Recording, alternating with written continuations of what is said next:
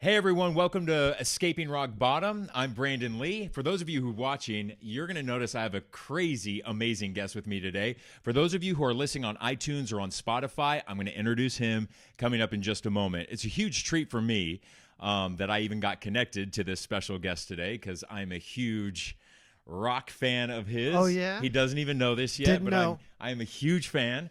But he also has an incredible story of addiction, but also overcoming addiction. And what is really inspiring as to what he has dedicated his life to doing now. So with all that now, I'm going to introduce Wes. If you're watching us right now, you may recognize him from the amazing band KORN. Maybe. You've been a rock and roller for how long?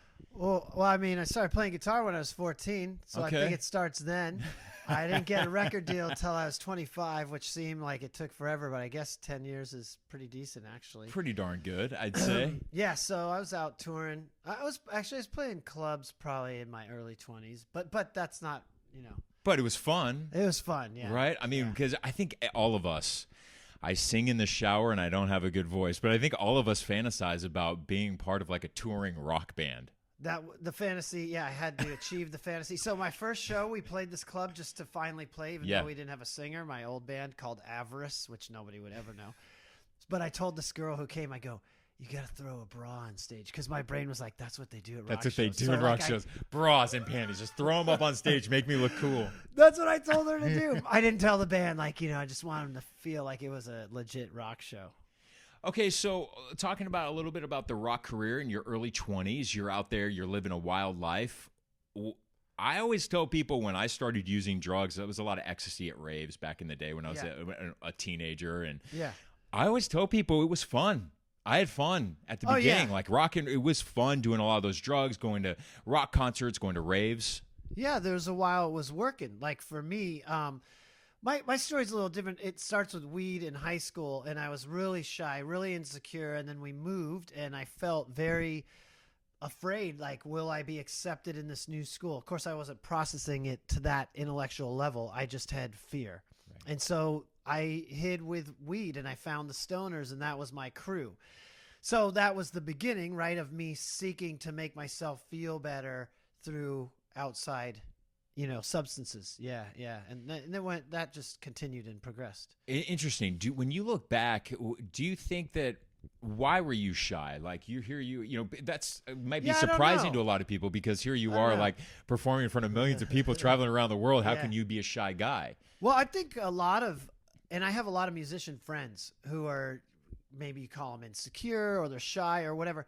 But there's some we talk about in recovery too, which is we need top approval. So we overcompensate. So a lot of people they'll tell you a story of meeting their favorite rock star and going, he was so mellow. It's like, well, what do you think? He's a maniac on stage. Like, rah! You think he's going to go, hey, you know what I mean? That's my name. It's a persona. Yeah. And we're actors, not in the sense that we're not fake. It's you. It's a yeah. different version of you. Right. It's kind of no different than when somebody stops me and they're like, oh, like we see you on the news all the time and you seem like this, but then I meet you at the grocery store and you're like tatted up everywhere. And I'm like, it's a different me. Yeah, right? we have masks we show, right? We have the mask of how are you? I'm fine. Yeah. Right? And we can't always show our true self. Like if you went in a job interview, how are you doing? Well, I'm doing horrible. My wife just left me and I'm really, we have some filters. Masks. Yeah, some masks we have to wear for society. And where do we draw the line? You know what I mean? So we play these different roles in different places. So for me, it was just always fear of being accepted. I didn't understand I could just be nice and that's all I had to do and the rest is up to God or the universe. It was more like this voice of like, I have to do something to make these people like me, whether lie or make up stories of like one thing I did right away. I was actually pretty good at guitar really quickly because I was obsessed. Like in my neighborhood of all the beginners, I was maybe arguably the best beginner, whatever that means. Right. But I still wasn't satisfied with that. And I would teach the other kids. But we used to have high-speed dubbing. This is cassette tape days. So when you're dubbing cassette tape, you hit this button and it would go extra fast. Yeah. I figured out if I recorded myself on there and then I high-speed dub, it would go really fast. So I would play really slow, like dear, near, near. And then I'd high-speed dub it, and then I'd call my friend, hey, what's up, Steve? What are you doing? My skills. And then it'd go, he's like, is that you playing guitar? Yeah, bro, I'm just playing. I'm just kicking back. Yeah. That was my insecurity manifesting. That's amazing. When you reflect back and you're at your young rock and roll stage, when did it start to get a little bit out of control? Was there ever a time where you're like, all right, things are starting to get a little too wild? Well, I always had a gear that was a little bit too far than everybody in weed or drinking, right? And it wasn't every day I smoked weed pretty much, but I was always the guy who was a little bit too drunk, and I didn't understand. I'm like, I'm just drinking like you guys. Why are you giving me a hard time? But when it really, and I was, they talk about addiction, how we try to prove we're not addicted, which once you're trying to do that, then you might realize you have a problem, because people who don't have a problem don't have to prove they don't have a problem. But anyhow, so I would stop weed or stop this or cut back on that. But what happened is I had all these bands that really didn't do anything. And then when Head, we formed from a bunch of different bands, and we were lost with our direction. And our songs were horrible. And then I met some people who were doing meth, and I came home drunk, and I had to go to rehearsal, and then I caught them snorting something. And, of course, I'm like, I'll do that, whatever it is. Yeah. They told me it was heroin. Suddenly, I'm like spazzing out, and I wrote 2 songs on the way to rehearsal that were really sick. They were cool. One of them made the record. If you know Head PE, it's called Firsty, because that's the first song I brought in that day. But meth became my muse. So that's when it kicked up. So, we talk about, like, for example, like recovery rooms, maybe 12-step programs, how old and crusty people are. But this day and age, they're young. And Very because young. of the drugs, pushes you through your ism, if you will, more quickly through the stages of addiction. I think if I stayed on whiskey and weed, I probably would have gone a long time before it got too bad. I love that you say that. Because I tell people, very similar to me, when I was doing GHB, I sustained GHB for a good decade until some dude offered me a meth pipe. Yeah. And I'd stayed clear from it because I saw what it did to some of my friends, but my inhibitions were already down. Yeah. I smoked meth, and the moment I hit that pipe and I looked at myself in the mirror, like, I felt invincible, but at the same time, I was like, you just met your match, buddy. You're fucking going to go down like in flames. And 6 months is all it took for meth to bring me down. Had I just done GHB, I probably would have prolonged another however many years. Right. And we addicted people will trim our life and lower our expectations to make our using okay. Right. Well, I didn't call in sick to work. Right. All of a sudden the bar gets set real low, proving we don't have a problem. Yeah. But here for me on the other end, I had all these bands, we're trying to get the record deal. It was more like that in the old days. And finally, when I started doing meth, I started really we were just on this art kick. We were taking, pictures and videos, and this is before camera phones and all that, and poetry and drawing, and I was up all night doing songs and learning drum machines. And then we became the coolest band in town, like Black Flies, and all these people are giving us clothes, putting us in ads, and I'm a full-blown tweaker. So how are you going to tell me I got a problem? My dreams are coming to fruition, which I love to share that, because I'm not giving credit to meth at all now, but then I wouldn't hear I had a problem. How many people... Because it was working for you then. How many people are super successful in life with horrible addiction problems? There's been politicians who are famous, like Winston Churchill drank a lot, whatever. And he was, prime minister. I think that's his title. But so the point is, we can't fool ourselves with some measure of success proving we don't have a problem. Was there people in your life, was there people in your life who sat you down and said, you need to clean up, like you need to fix it? Or were you just surrounded? And I used to surround myself with people who did drugs like me, so that it would never be a case of pot calling the kettle black, because I would sit there, and none of my friends at that time with the circle I was running with would have ever called me out, because I would have looked back at them and said, yeah, I may have blacked out last night, but you're no different. Yeah. So I did get singled out, but I also have had a very strong personality and been influential. So basically what I'm getting at is I got my whole band on Tweak. I got my singer on it, and he and I were like, not to say we were Beatles level, but we were like Lennon and McCartney. He and I wrote most of everything together. We had a team. So he was tweaked out, and we got our other guitar player tweaked out. The other members on the outside, they started doing it not to the level we did it. I mean, I was on Tweak every day for 3 years, like all day, every day. Like I barely slept for 3 years, and got a record deal. Then when we mixed our record, we were So I was like the king of my own domain. Like, what are you talking about? I don't got a problem. Look at these songs I'm giving. Look at these songs I'm giving you. You know. Then we got. Well, I don't want to say because I'll incriminate. But we got everybody around us. We got everybody around us on it too. I was such a drug pusher too. Mm-hmm. Like if I was with a group of friends, I'd be like, "Oh, you should do a dose of G. Oh, it'll make you feel great." Yeah. Because the more people I could do it, the better I felt about myself. Misery loves company. I didn't realize I was doing that at the time. Like I wanted people to have a good time. But looking back on it, it's exactly what I was doing. Yeah, my drummer, he actually was cool in the beginning. I was just getting into Tweak, and he saw me change, and he said, when does it all end? And I was like, what do you mean, when does it all end? But now that I'm sober, I totally get it. So if you're out there struggling or thinking about it, when does it end? Like, when does it stop? Like, because you know how we love to say, well, I love to get drunk. I'm choosing to be this way. Okay, how long are you going to choose to be a drunk or a tweaker or a dope shooter? What are you going to be? Like a 60-year-old person that, does whatever you're doing? Well, what was it for you? At what age and at what time in your life did Wes hit his rock bottom? Dude, it is a long, gnarly story, but I'll try to so when we got out on the road, after a few years of doing meth and we're out on the road for a year, I started getting off the meth and thinking that was the problem, right? It's the heavy stuff. But I was still getting singled out as a drinker, but nobody was like, you're an alcoholic because, I was by the textbook version, but not by society standards. I wasn't like, well, I did probably pee myself a couple times, but you know what I mean? I wasn't a bum on the street. I was a rock star or whatever. Yep. So I was trying to control it and having some measure of success, like getting it down to just drinking a little blow, right? That's okay. That's okay. That's what band guys do. But when I finally left my band Head because it was just not going well at all for a bunch of other reasons, not just addiction, just we weren't getting along. Anyhow, I got a job with my brother, and I was so depressed that I went back to meth, and I had one of my, we talked about the lesser companions we hang with, my buddy, he goes, man, this is your problem. You're not doing meth with this. And he held up dope. He held up heroin. Yeah. And I was like, oh, you're so smart. That's why meth went so bad years ago.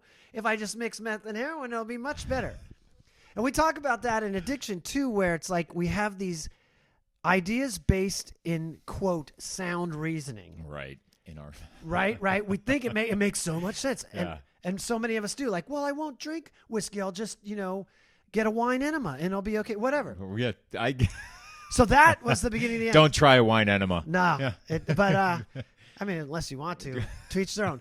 But I was working with my brother. I was just destroyed. I didn't know who I was anymore. I didn't have my career in the band, and I was doing an office job and doing meth and heroin, trying to be like, audio gear, this is Wes, can I help you? It was brutal. So I went to my brother, and I finally had to break down and tell him what I was doing, because I was wearing like full makeup, trying not to show the bad. I was getting really weird. Yeah. Well, when people are like, how are you? And you take it as, they're going, how are you? And you're taking it as like, how are you? And you're like, I'm great, dude. And they're like, no, dude, how are you? I was getting a lot of that. So I told my brother I was going to quit and get it under control. And he was like, yeah, drink a little, smoke some weed. But what was happening is that was kicking in my allergy. I would never had a problem with Coronas, it seemed. Yeah. But I would drink a Corona after a week sober and be at the dealer's house going, what happened? Yeah. So I failed every test to change it on my own, and I ended up in a rehab, and that's when they taught me about my disease of addiction and the allergy. When I consume anything that changes how I feel, I get the phenomenon of craving, and I want more, whatever it is. Yeah.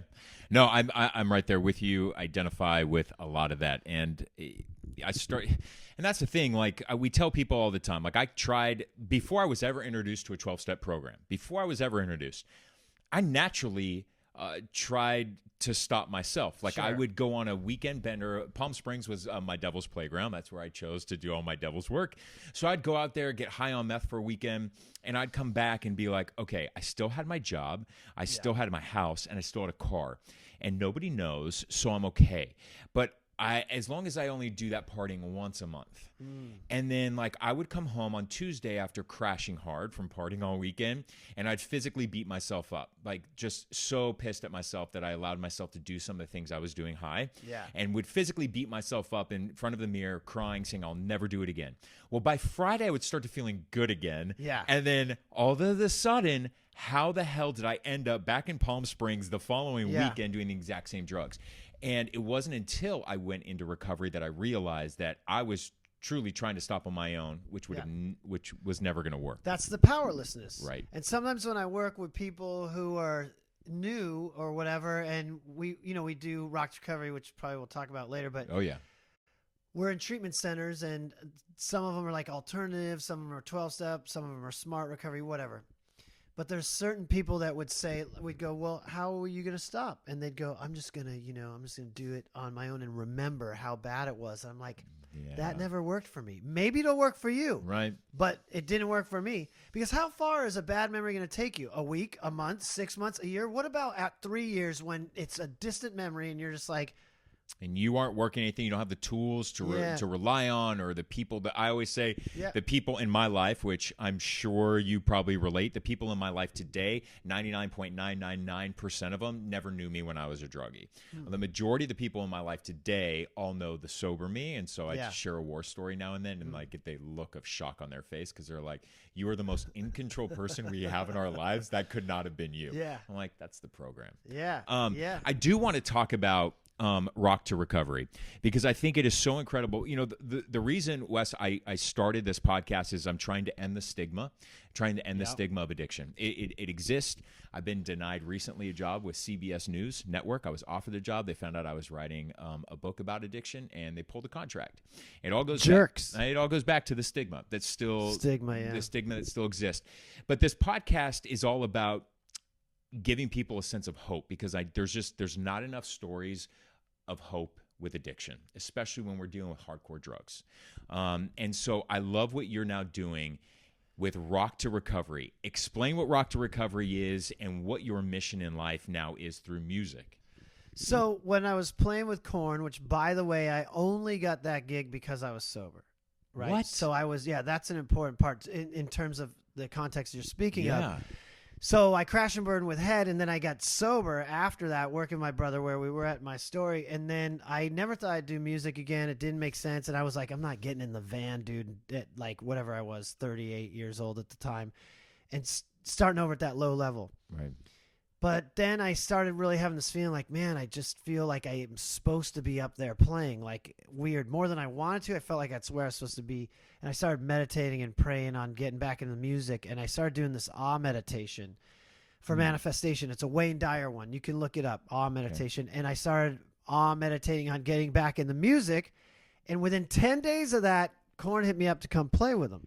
And they hit me up because they wanted a sober guitar player, because the guy they had, who was a fill-in guy, was drinking too much and hiding it, and they were like over it because they had been there, done that. That guy's now dead, by the way. God bless him. His name's Shane Gibson. He was an Uber shredder, great guy. He just drank himself to death very quickly at a very young age, after he was out of the band, and so that was all because of that, being sober, getting that gig. And I toured around the world totally sober because I had a program of recovery that showed me how to stay safe, be safe, and not want to drink.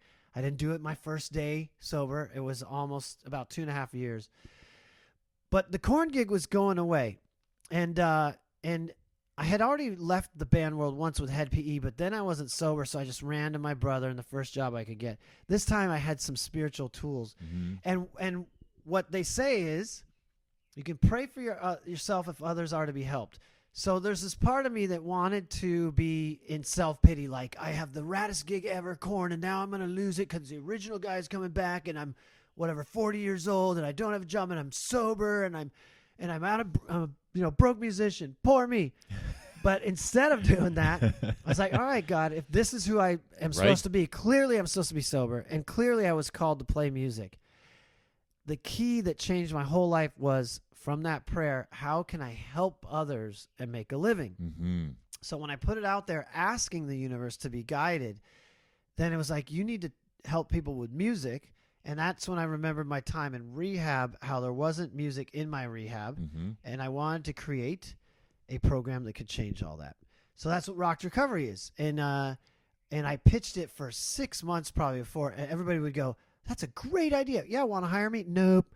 Right. So I pitched it for a long time. By the way, I founded the organization on 12/12/12, so I think I got magic powers from that. I like that. Yeah, and I finally got a taker, and once I got a taker, it just took off. Like I get non-musicians to sing, write, perform, and record a song all inside of an hour or two, depending on how long our session is. Somehow, it was right in my wheelhouse of abilities that I know how to disarm people, meet them at where they are at. Everybody says they're not musical, but really everybody is. There's like 98% of the world is musical on some level. And, you just need a few notes, and everybody puts in a little part. And by the end, I will take a room of 10 or 15 people, and they will all be singing and playing. And then we'll record it. A song we wrote together from our hearts, our words. So it's their song by them, for them. And so when therapists would walk by the room and see, like, whatever Billy, the junkie who won't talk to anybody, singing a hook that's like, I'm not shooting dope today, or whatever it is, they're like, how did you do that? Right. Because music's so disarming. Yeah, and it's something that connects us all. It connects us all.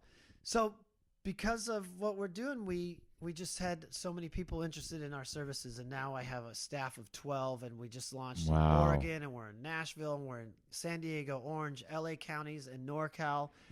So we're all over. We do probably about 500 sessions every month now. Wow. Yeah. That's incredible. And I read a few articles that you had been interviewed in, and you really talk about, which I think is really cool, you talk about how it really gives you kind of service work, right? Being able to compound what you're passionate in, music, and still, I know for me, by even doing stuff like this and, sharing other people's stories and sharing stories about hope and addiction, it gives me a sense of purpose in my life. And, huge. And I always say keeps me sober. And it's a very simple thing that we learn in any 12-step program is that it's the actual act of service work for somebody else doing that, which actually allows me to keep the gift of sobriety. Yeah. So there's a couple things there. I think, all humans are kind of messed up in their own way. Mm-hmm. Not like, we all have our challenges. We're imperfect. Absolutely. And that's okay. But us alkies, us drug addicts have certain things that are more challenging on greater levels. It seems like the outside world tends to be a little less selfish. They get that, like, hey, let me help other people thing. I'm talking broad strokes here. Right. Whereas an alcoholic and a drug addict who's suffering and just trying to keep his life from completely crumbling gets in what I call survival mode. And It's about me all the time. What I need this, and you don't get me, and I'm a victim, and right? Right. So, yeah, right. What you're saying is I have to get out of self and help other people. And then when you start seeking, you start getting these little nuggets of information or these realizations or these experiences that show you, you're not just hearing it, but you're witnessing it in your life. And what I have learned, because I got to play with KORN totally sober, and that was amazing. 80,000 people. It's great. But there is nothing like the fulfillment of watching people who were sick and hurting and bummed out and like just hating their day in rehab be transformed, and getting a letter from somebody going like, that was the one thing that made me stay in treatment. Yeah. And what I heard afterwards, which helped put kind of a title on it, is what it is instead of searching for happiness where we're like, where is it? It's over there. It's the car. It's the girl. Yeah. It's the money. I was taught that it's not happiness we're looking for. We're looking for fulfillment. And when we're fulfilled, then we're happy. God, I love what you're saying. I love this message. So for me, it's finding fulfillment. So when I'm out there helping people, you know what I mean? That gave me joy. Otherwise, I'm getting chills right now. What are you looking for in happiness? Like to laugh with your friends? Okay, that's cool too. But so when we can be of service and help others and just leave with that filled heart. Dude, so I love that message because I was just having a conversation with even my agent recently, and I have told people since launching this podcast in January, 5 episodes in, recorded about 12 already, I have told my friends, I said, listen, I feel more fulfilled doing these podcasts and sharing these stories than anything I have ever done in news. And that even overrides every Emmy Award that I have ever won for any story that I've done in news. It overrides every accolade I've ever done because I've never felt more fulfilled. And I still love news. I'm going to get back into it. But I've never felt more fulfilled doing this and sharing these stories. And I am not making a single dollar. Yeah. I'm not getting paid a single dollar to do it. But it is a beautiful life lesson that I'm learning now into doing something I'm so passionate about and wanting to help others has given me so much fulfillment in my heart. And it's energy. I think a lot about energy equations, and I'll try to explain this in the sense that in band world, it's like you keep needing input. Like, I need you to praise the show. I need you to buy the record. I need to know. And so I have to have all this stuff coming at me, and it goes away very quickly.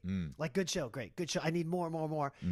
And you're in a constant, like, bring it to me. Fulfillment, it starts from here and it's shooting out, right? When you know you helped somebody or it's like it comes from here, it goes out, and you don't need more. No. And it lasts a long time. Yeah. So the high doesn't go away in a second, like a cheap date or something. The next day you wake up and you go, man, that was such a cool day yesterday. And you can ride that high. Yeah. And then what I loved, because I feel like sometimes if you're a newcomer, or somebody who's looking like, oh, what are they talking about? I just need to stop shooting dope or stop drinking whiskey when I wake up. If you could just imagine that everything you've done bad in your life, or you feel bad, or the shame and guilt is exactly how you're going to help somebody.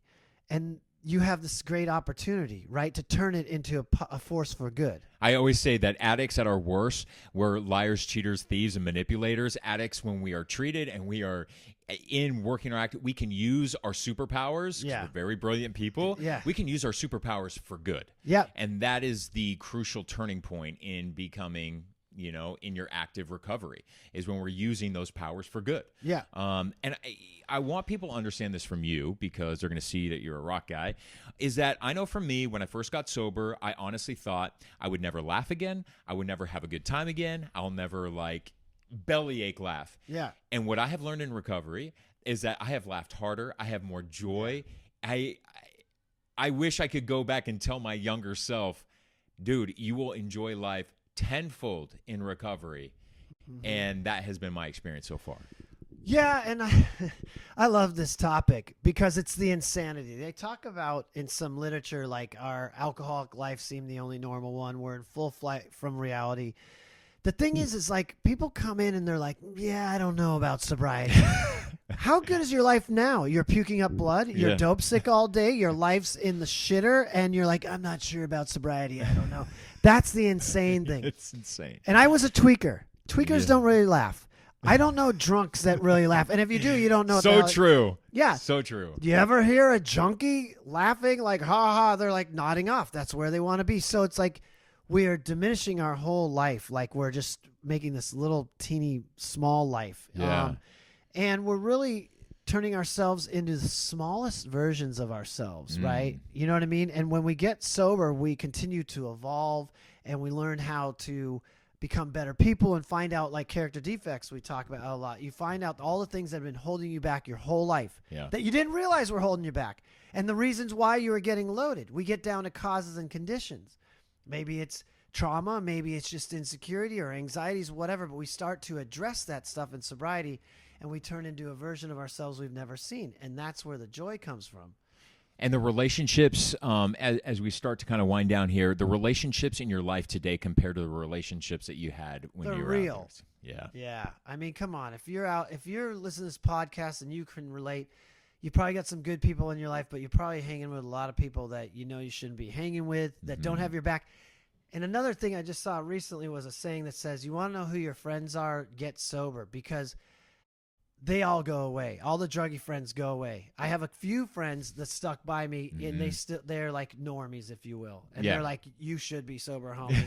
You don't care if I drink. I should say that the normies have stuck around. Yeah. But the people who, if you aren't there at 11 o'clock at night to meet them at the bar, if you miss a few bars, they're going to stop calling you. You know what those are? Those are like the people with like a boat was singing in the ocean that you're like hanging onto a log 100%. With, and once you get to land, they're out of there. But like, that's a beauty that I've learned, through the 12 steps that when I started working the steps, that I realized one of my biggest character defects, and that's a great thing to be aware of them so that you can avoid them. But my biggest character defect is that, like, I'm a chameleon, and that if you put me around a bunch of dark people who are doing a bunch of dark stuff, I'm going to go right down there and be dark with you, and I'm going to ride that ship down to the bottom of the ocean with you. And so at least being aware of it, you stay away from it. We all have a small self and a big self, right? The higher self and the lower self. The lower self needs anger. It needs, has all those things, lust and acting out and insecurities. And it always does stuff to bring more fear and keep you small. Yeah. Right. And so when we get, I just love the concept of character defects, because I think a lot of people in addiction who are struggling go, what does that have to do? I just want to stop doing dope.